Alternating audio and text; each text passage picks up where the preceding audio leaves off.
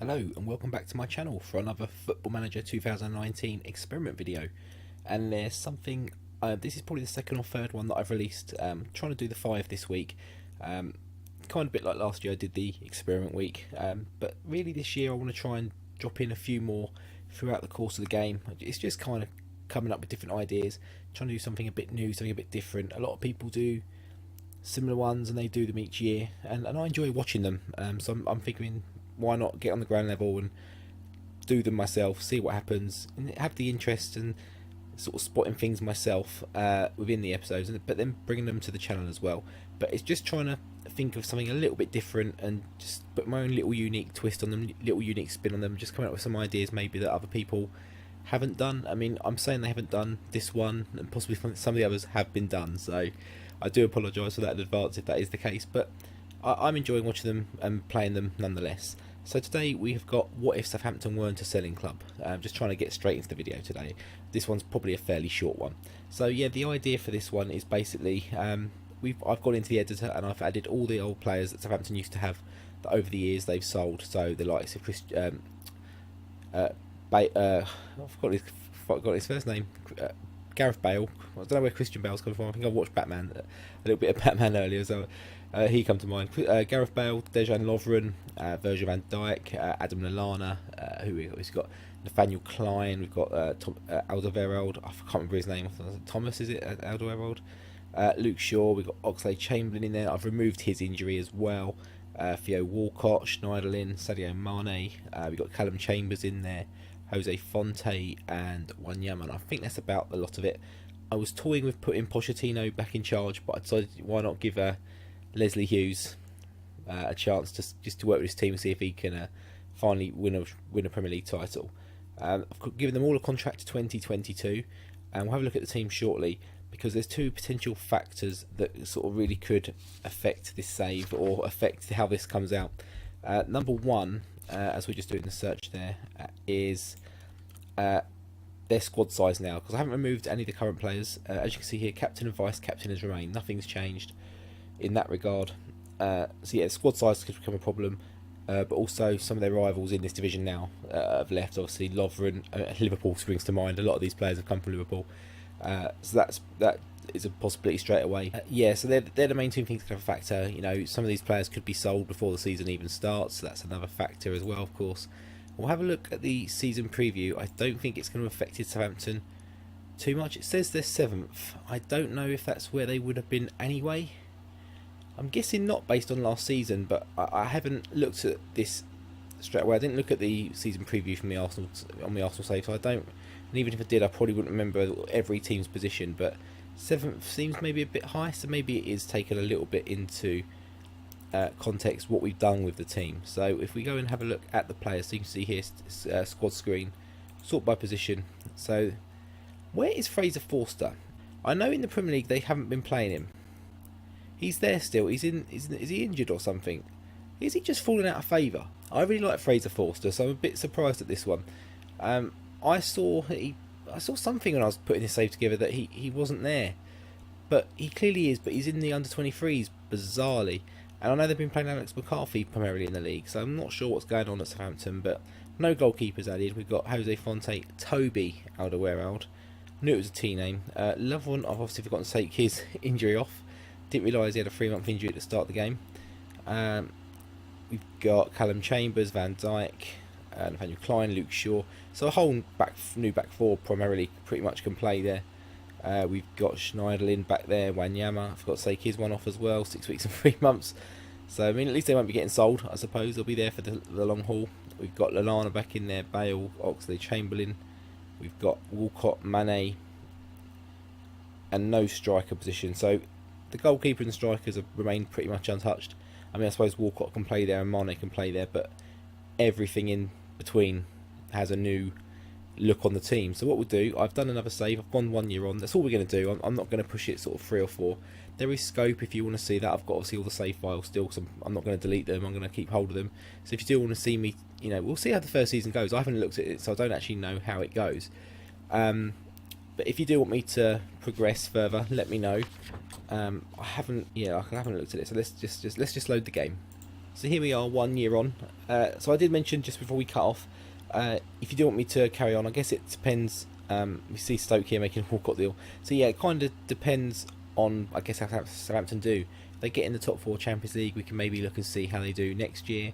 If they've maybe struggled because of the squad size, stuff like that, players getting unhappy, we don't know. We can see maybe can they push on next year, in 2 years. I'm not too sure. They might have changed the manager. Can he do something a bit different? We can see who they've gone that route. But I mean, we don't really actually know. So let's just go through some of the news just to make sure there's nothing here. Lampard sacked by Derby. He lasted till November. So nothing jumping out so far. I saw something at the top there for Tottenham, but we'll come back to that. Christensen, Scott, no, nothing. And nothing really jumping out. Gracia sacked by Watford. Santos sacked by Wolves. I Sam Allardyce. Hodgson sacked by Palace. They get Bielsa. Interesting. And Di Matteo goes to Leeds in his absence. Solskjaer gets a pointless Sheffield Wednesday manager very early on and gets sacked at the end of the season. I'm guessing they went down, possibly. Mourinho sacked by Man United. Interesting. The poor league position. So we'll have a look at that in a minute. Some interesting potentials. Jukanovic sacked by Fulham. Pochettino sacked by Tottenham. So could he be on his way back to Southampton? We don't know. Parker takes Fulham hot seat. That's funny enough happened in my Arsenal save, which obviously you wouldn't have seen yet because it's the start of the second season and I'm not sure if it's being released just yet. United hire Zidane. Tottenham actually hired him in that other save. Tottenham themselves get Ancelotti. So far nothing affecting Southampton. Brian Dean has been promoted to Sheffield United manager. That's interesting. Obviously scored the first Premier League goal with them. So let's go to Southampton first of all. This will tell you pretty much they're 15th in the Premier League. I think that's because that's in alphabetical order for the start of the next season. I think I've gone that far on. Yeah, I'm in July. That worried me. So let's just go to Premier Division. So we go to stages. That's it. That's how you get to this screen. So Man City won the Premier League, 5 points clear of Arsenal. In second place, Liverpool got third, and Chelsea got fourth. Southampton in fifth, Man United in sixth. That's hence why Jose Mourinho lost his job. A point behind in seventh place. So they've lived up to their Premier League sort of preview, didn't they? They were expected to finish seventh. They did finish seventh. 66 points, well clear of eighth. Everton, Fulham, Palace, and Cardiff going down in this iteration of the FM universe. In the FM multiverse that I'm creating at the moment with a different save constantly going on.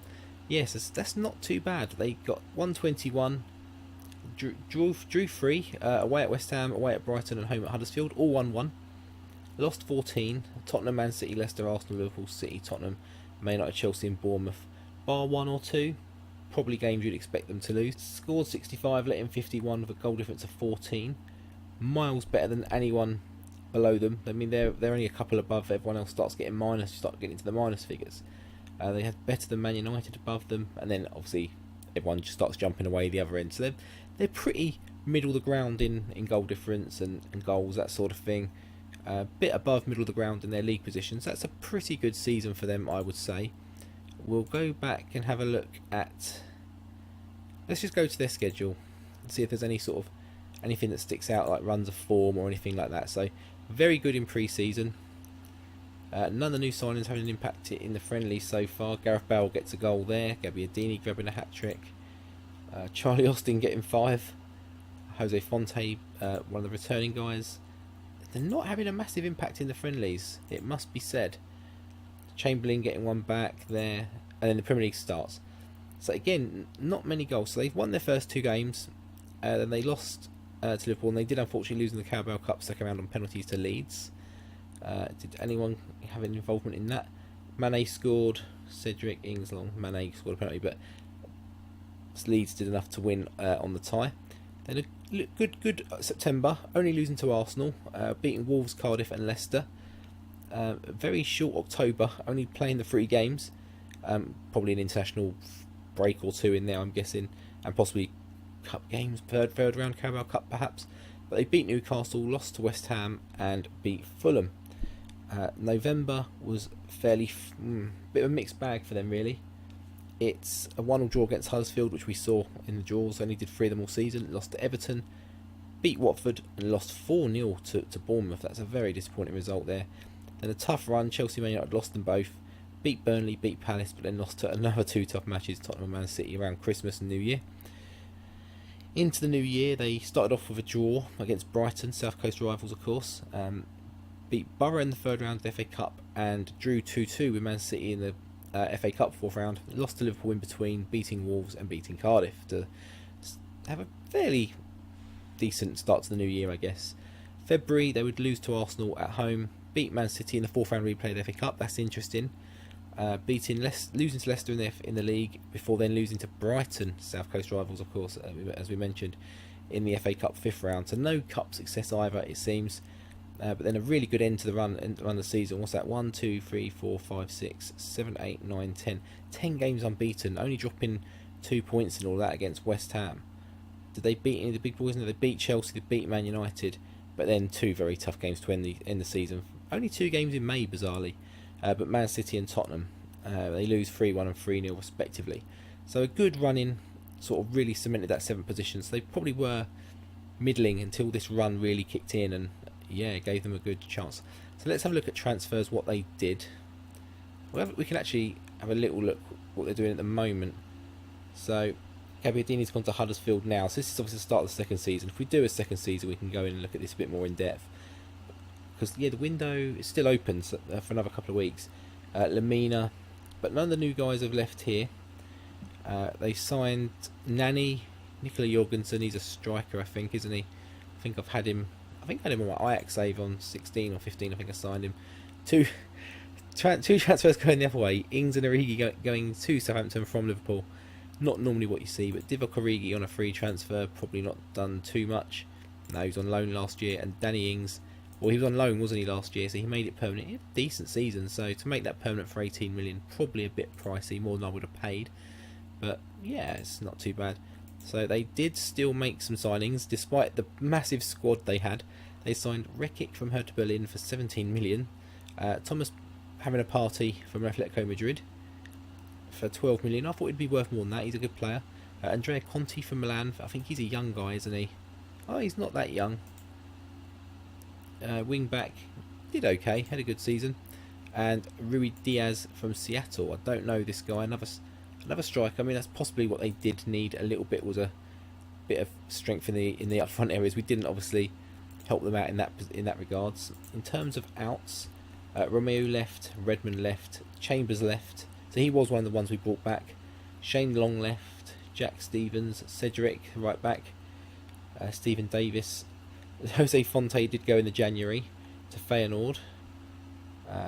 Anyone else? Hoet went on loan. Højbjerg went on loan. Bednarek, Elyounoussi. Schneiderlin went on loan to West Ham. Ward-Prowse. Yeah, so a lot of this looks to be just to try and trim the squad down. A lot of them, sold a few players that were maybe we gave them better options. They obviously didn't sell Bale. They managed to keep hold of Bale, Mane, Lallana, all those guys, but they finished with a 0 net spend. They spent 43.5 and they got that back, plus all these loans and the wages that went out. So it could be interesting to see how they do second season, if they can build on it. I'm guessing they still have Mark Leslie Hughes in charge. They do. Just in case you didn't know, his real name is Leslie. Mark, I think, is his middle name, but he goes by Mark Hughes. That's why I called him that at the start. Is it in here? Leslie Mark Hughes. There we go. I'm not sure. It's fairly common knowledge. I think he was one of the sticker books he was in. I think it was one of the early Merlin or Panini books. He was Leslie Hughes, and I was like, who's that? Oh, Mark Hughes. Okay. So let's have a look at the players, the squad. Let's have a look sort of how people got on. Can we see their tactics actually? Can we see what they're deploying? So they're playing 4-2-3-1. Obviously this is the friendlies at the moment, so possibly not a full team here playing. I mean, Walcott's there on the bench, Bale's on the bench. So I imagine, Gallagher's up front. I imagine this is, sort of a rotation kind of squad. So if we go, can I see what they did last year? I think I've gone too far to see what their average ratings were. I can't remember if there's a way of seeing that. I guess I'd have to go through each of them individually. So Dejan Lovren even. So he played 15 games all of last season, didn't do too great. 11 with 4 sub appearances, no goals. Yeah, he wasn't amazing. he obviously had that injury, didn't he? Yeah, that's why he's not played many games. He was out for a couple of months, wasn't he? So that explains that, I guess. Van Dijk, main centre back here. He played 34. He played very well. 34 games, 2 goals, 7.36 average rating. Very good season for him. He obviously played for Holland as well. Very, very good season for Virgil. VVD, of course. Nathaniel Klein. Not sure he was first choice by looking at it, but he played 31 games, just under a 7-point average. It's not amazing, but not bad. Probably what you'd expect maybe for a team. Maybe a little bit better for a team finishing 7th, but he did okay. They had obviously Cedric, I think before he left, was there as well. They had some competition.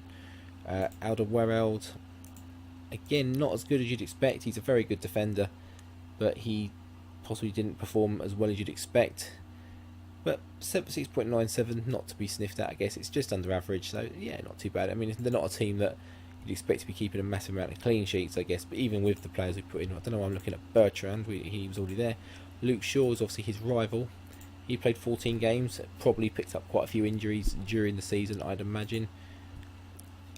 He had a couple, 3 days, 3 days and 7 days, nothing major. So yeah, not an amazing season for him, unfortunately. 11, 3 off the bench. Yeah, not the best. We've got Morgan Schneiderlin. I think he went out on loan, didn't he? Yeah, he went straight out on loan. But did okay at West Ham. Where did West Ham finish? I mean, for a team that finished in the bottom 3, that's not a bad rating. He did himself a bit of justice, but we will skip over him. Victor Wanyama, 27. Again, not amazing. He should be getting a better rating than that. He's a very good player. When he was at Celtic, I wanted Arsenal to sign him, actually. And then when he went to Southampton, I was like, please, Arsenal, sign him. He looks a fantastic player. And then Tottenham come in, and he's played a bit. I mean, it looks like he's played a lot there, but I don't remember him playing that much. But I liked him. I think at the time he was what Arsenal needed, and we just didn't go for it for whatever reason. I don't know. I mean, they signed Thomas Partey. He had a good season. Yeah, so I can see why he possibly played a bit more of a role in that. I mean, him and Wanyama would have been a solid centre midfield partnership in that if they played that 4-2-3-1. Very, very solid. Especially as obviously they let go a few of them on loan and stuff. Oxlade-Chamberlain is out against 9 days and 3 weeks. Played 19, got 4. Not a bad season. We obviously did remove the injury from him, but I don't know if that would have stopped him necessarily getting some more injuries. Yeah, he had a lot. 4 weeks, 3 days, 4 weeks, 8 days. I mean, he was out quite frequently, so that would have affected his season. Nani they signed. I don't know why I'm looking at him. I don't know why I'm looking at these guys, but he did well on a free transfer. We've got Adam Lallana. Now these are where we're starting to expect to see people. So 30 games, 1 goal, 4 assists. Not amazing, but decent, good average rating. If he's playing in that hole, but just behind the striker. I mean, I think the striker position was still a weak position for them. So having all these flair players behind, they still needed someone up front to put it away, maybe get them the assist, and it maybe wasn't happening quite so much. But they finished 7th, so I don't know. It's hard to read without actually seeing exactly how they did. Gareth Bale, expecting big things, and it's not amazing. 30 starts, 1 off the bench for only 5 goals and 3 assists. Decent average rating, if not spectacular. And you'd expect it more from someone who, you know, a year or 2 back was in the Ballon d'Or.